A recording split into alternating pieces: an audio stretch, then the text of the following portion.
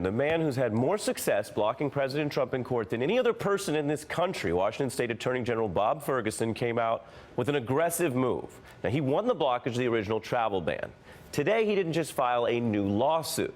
He used a maneuver to put the ball back in Trump's court, going to a judge to argue that if the new ban is basically the same as the old ban, which Trump's own aides have sometimes said, then the victory that was won against that last ban should just apply and block the new one. And he argues if it doesn't, it's actually up to Trump's lawyers to explain why not. In law, that's called shifting the burden. In politics, it's called taking no prisoners. If this strategy works, Ferguson will distinguish himself again as an effective inside player leading the Trump resistance.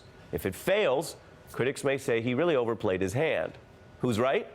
Well, Bob Ferguson is here to explain the strategy. Again, the Attorney General for the state of Washington. Good evening. Why are you challenging the ban this way?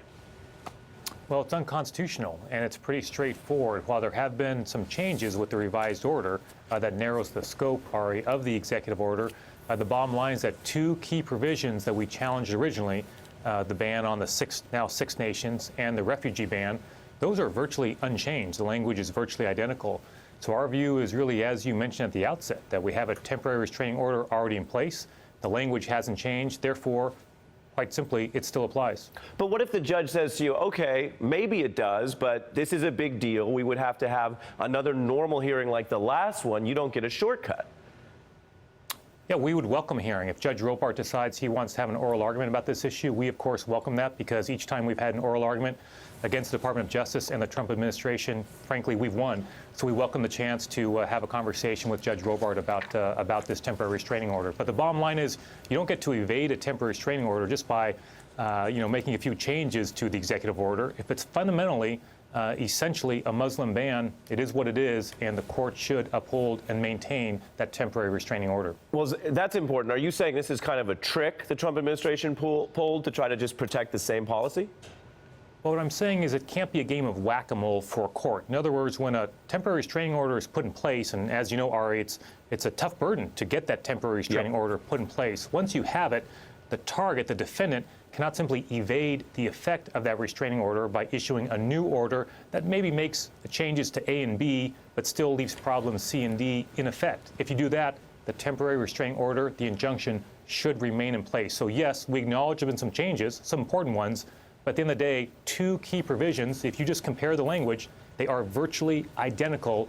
Therefore, the president cannot evade the restraining order that's already in place from Judge Robart, and he has not moved from that so far.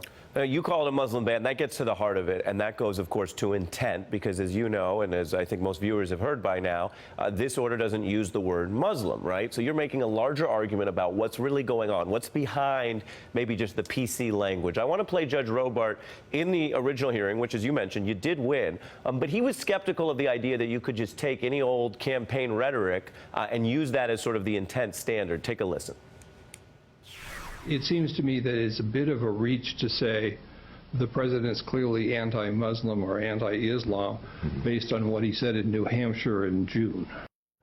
The argument there is, well, there's been a shift, and the administration, as you know, is going to argue that shift has continued. Whatever he said in June evolved into the administration, and now, in response partly to your litigation, they've tried to evolve again. They're going to say, look, we're making the changes. This is what you asked of us, and you can't read the president's mind. What's your response?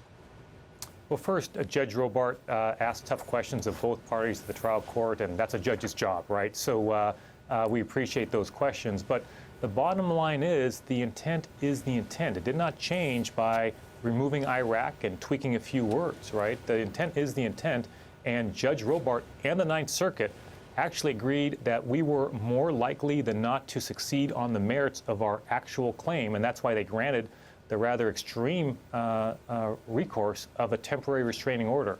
So that's why we remain confident. Those two key provisions are, you just compare them side by side, the language is virtually identical. Therefore, we're confident that Judge Robart will not change that temporary restraining order. And what other evidence do you need on the folks basically who've worked on the ban? We showed Stephen Miller, who said they were about the same. That's part of your argument. Here's Rudy Giuliani in a widely quoted moment where he talked about the goal here. Take a listen. When he first announced it, he said Muslim ban. He called me up. He said, put a commission together. Show me the right way to do it legally. And what we did was we focused on, instead of religion, danger. The areas of the world that create danger for us, which is a factual basis, not a religious basis. Perfectly legal. Do you want to try to get Rudy Giuliani to testify?